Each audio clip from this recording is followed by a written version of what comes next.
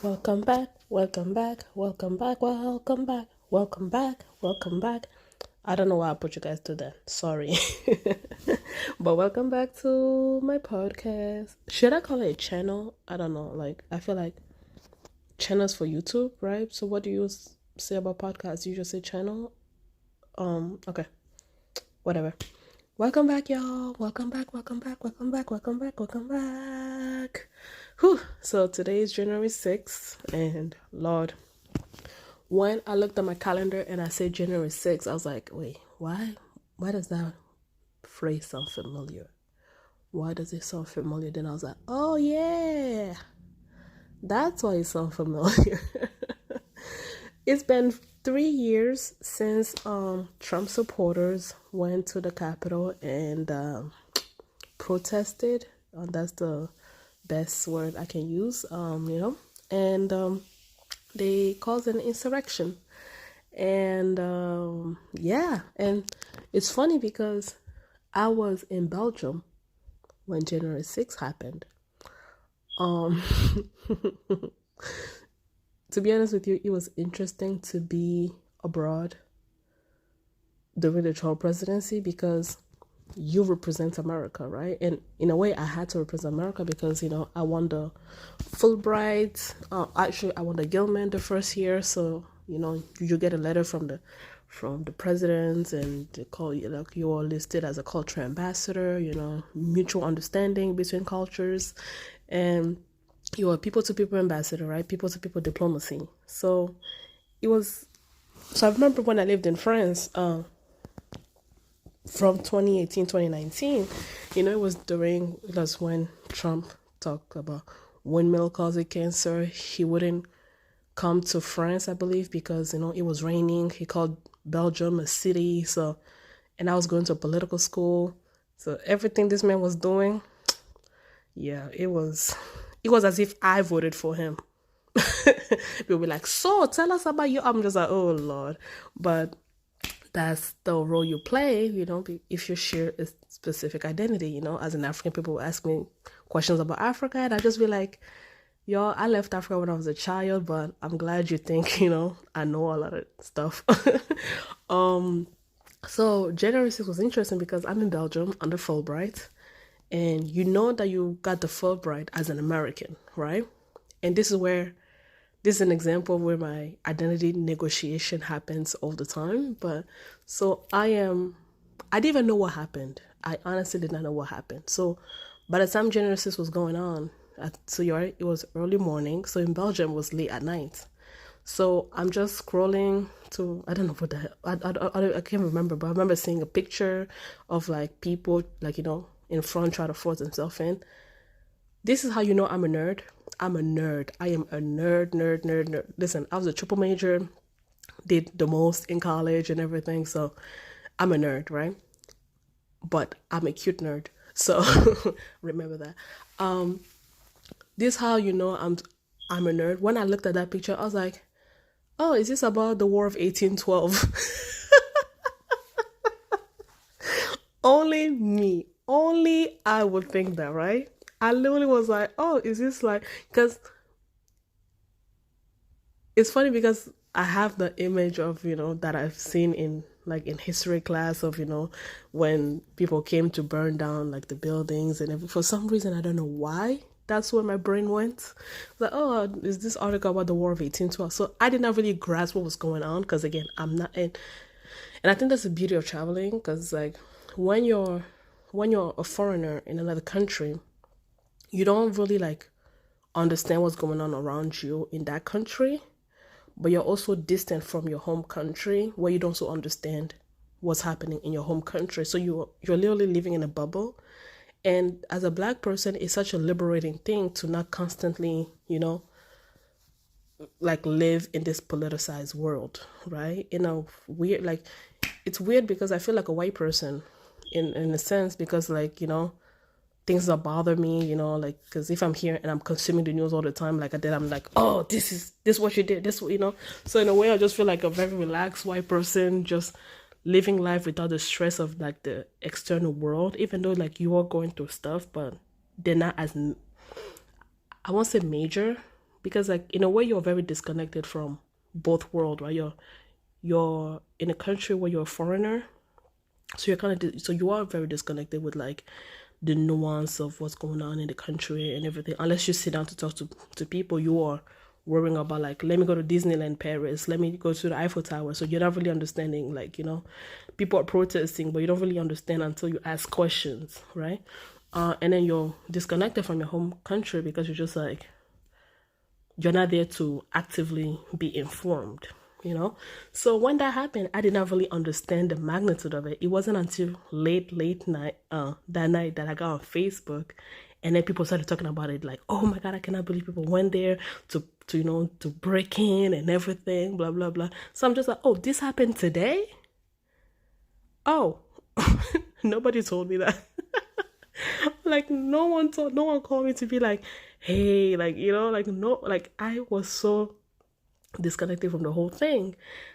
So it wasn't until I started like seeing posts on Facebook, when I used to have a Facebook, and people are talking about it and everything. I'm just like, wow, these Trump people don't play. And that's just how I brushed it off. The thing that pissed me off was the coverage of it, right? It was how people were talking about, like, oh my god, you only see this in a third country, you only understand blah blah blah, this is not a third country, this is the first time in American history, blah blah blah blah blah, that a president, like, this is like a coup d'etat, you only view this in a third country, like, this is America, this is not a third country, this is this and this is that and everything. And understand that my logical brain comprehends what they were saying, right? My logical brain understand that they were saying that this event does not usually happen in the United States for the scale that it happened. That's the part. For the magnitude of what went down on January 6th, we don't usually see that all the time. You expect a coup d'etat in third world country because there's always like, revolutions and everything, fighting back, because a lot of African countries have dictatorships, right? And my logical brains understand that. But the other side of my logical brain was saying, like, the tone that these journalists are taking, which was the same thing with when Russia invaded Ukraine. It wasn't that, like, of course, as a former refugees, I do not want to see people be made refugees, right? But their reactions, the media reaction of like, this is Europe, these are Europeans, we should help them. This is America. This does not happen here. Like, you would think we're in the third country. What's going on and everything? It was as if they were saying, we are better than this. We are above this. There are certain stuff that should happen to third world countries. Because, to be honest with you, America have always had protests. I've lived in France in 2018, 2019. There was protests every weekend over something. There were strikes. I once upon a time I asked a French friend to tell me, like, what is one thing that is French? You know what he told me? Protesting, complaining. And I'm like, okay, because I was thinking about it in my head, but I'm glad that you confirmed it. Protest happens in the West all the time. It may not happen to the magnitude of January 6th, right? Because the thing that made January 6th different was because it was incited by a sitting president. A sitting president was contesting the election that he lost. But you cannot tell me that protest, strikes, mistrust of the government, mistrust of Washington is something that is characteristic only of third world countries, because it happens here too. So as somebody who shares an African background, listening to that was insulting. Because here's the thing about being an immigrant, right? In order to integrate into a country, you have to learn its history. Immigrants know American history more than Americans who are born and raised here know their own history. And which is the same thing for every place that I've been to, right? To some extent. As an African, you read the Victor Hugo, you read the annoying French like philosophers and everything more than you read African philosophers and all of that, right? And then you go to France and then you find out that these people don't even know a thing about the people that we had to learn about. So, in American history, protesting is ingrained in American identity. Think about the fight for independence. Think about the women's rights, the fight against alcohol, the fight against drugs, the civil rights movement, women's rights, the LGBTQ right. All of that are form of protest. Again, my logical brain understand what they were trying to say. With how people can go and topple, like, put government official in danger and everything. And all of that. But you shouldn't make it just like, oh, that's their thing. And I think that's what the coverage felt like. Oh, this is not our thing. We don't do that here. Maybe you don't do it to the same extent that they do, but you still do it. You still do it. And in another episode, I will talk about the democracy propaganda and why it causes more violence than good, because it kind of follows this narrative of like, oh, look at us, we're democratic, we have peace, we have this, we have that, we don't fight, we don't do this, we don't do that. When the truth is, you actually fight. You may not fight with your fist, but you fight other ways.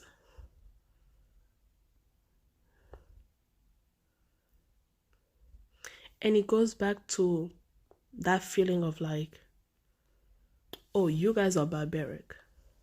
We are not. We are classy. We are this. We are that.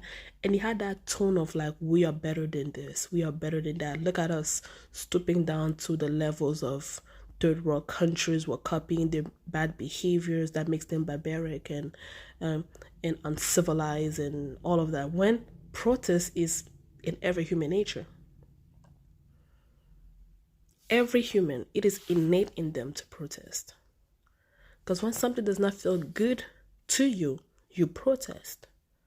It doesn't mean you punch somebody. It doesn't mean you, like, so for me, I think the thing that pissed me off was like, journalists, people in the media were enforcing this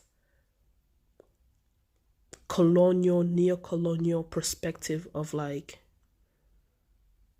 this is innate in them, this is not innate in us, instead of talking about what led to this, what led to people feeling like they were being like disempowered. Because if you went to the root of it, you can see the commonality and you can understand the coup d'etats that happens in brown and black countries. You can understand it. And again, the problem with development, the problem with this propaganda of spreading our knowledge because it quote unquote worked for us, is like we fail to recognize that we do not operate in the same time length as black and brown countries.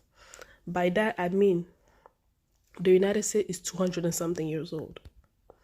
How old is the Congo? How old is Benin? How old is Nigeria? How old is Uganda? Where was the United States at the same age as these countries right now? They won independence and everything was smooth and sailing, everyone was happy. No, that's not what was happening. How many, and I would say this, how many times did France have to try before they became a quote unquote imperfectly perfect republic that they have now? How many tries did they get? They had a monarchy, then they had an empire, then they went back to a monarchy, the first republic, then they went back to this, then they went back to that. Like, how many tries did they get?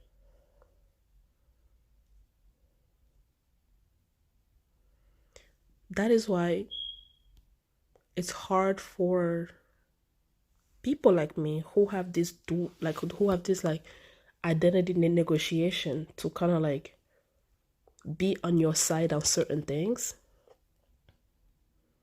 because the way you frame your knowledge, right? The social commentary that you make, you are forcing me to fight against myself. You are indirectly asking me, do I want to be American or do I want to be African? Do I want to be Congolese or do I want to be American? Do I want to be this or do I want to be that? When you frame things like this.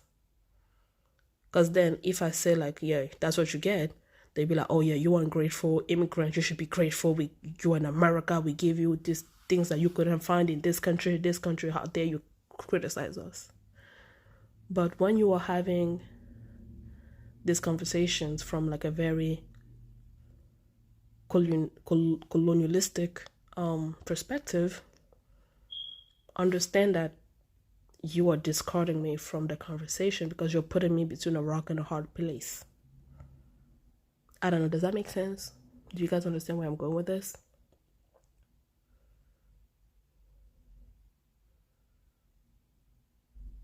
So yeah, that's my 2 cents about January 6th, and that's the same way I felt about the Russia and Ukraine situation, where you had people literally tell the like Africans like, no, you stay, fight for Ukraine.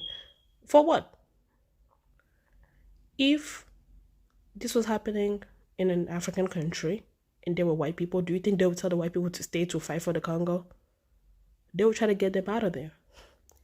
And because these people are from governments that are weak and do not have the possibility to repatriate their people, you wanted to take advantage of them.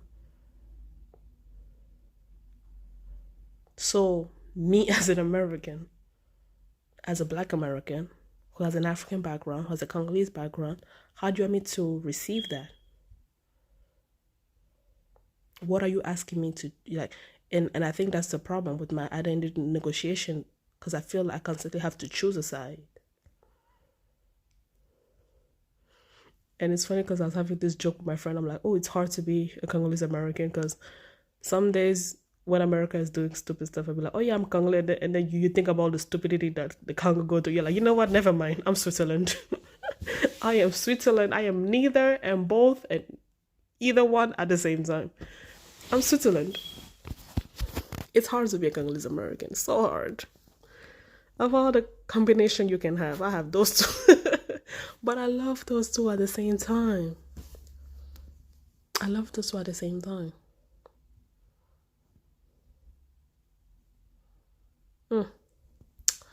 Okay, people, that's my commentary on January 6th. And I hope it made sense because I thought about it today because I'm just like, oh, today's January 6th. Oh my God, can't believe it. But yeah. I've been dreading to do the next episode, the next recording, the next episode, because I want to be very clear about the message I'm trying to send, because it's about Meghan Markle. But I'm going to go charge my phone because it's at 6% so that I can record that episode finally, because it's been on my top list, but I have not done much of it, but we shall see. Hopefully it's going to be interesting. You know, I find her positionality fascinating. And My commentary is gonna come from somebody who, again, understand the identity negotiation, who've been around biracial people, who have traveled the world, like who find some similarities between biracial people and multicultural kid or third culture kid. So I find her whole shtick interesting, and I find her, and from a scientist perspective, a social scientist perspective, I find her like as an interesting person to study, but not as like a person, but for what she represents. So it's gonna be interesting. Please stay tuned. Have a good day. Bye.